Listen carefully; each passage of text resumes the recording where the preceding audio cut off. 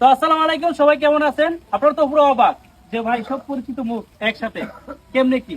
তো ভাই আমরা আসছিলাম, শান্ত আসছে, আমরা ঘুরতে পার্কে আছি।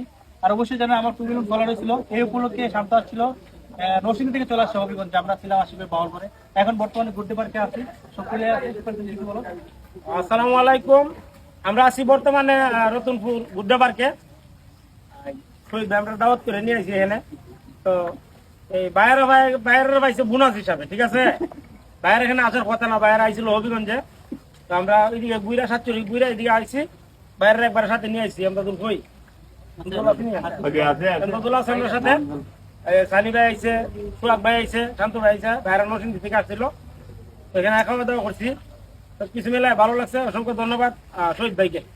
আর শান্ত ভাই যদি কোনো কিছু বলেন আমাদের রতনপুর ফ্যামিলি গুড্ডে পার্কের সম্পর্কে। এক্সট্রা ভাবে তো আর কিছু বলা যায় না, এতটুকু বলতে পারবো হবিগঞ্জের মানুষ অনেক ভালো, অনেক ভালো লাগছে হবিগঞ্জ এসে। ঘুরতে পার্কে সবাই ঘুরতে আসে। ধন্যবাদ। ধন্যবাদ।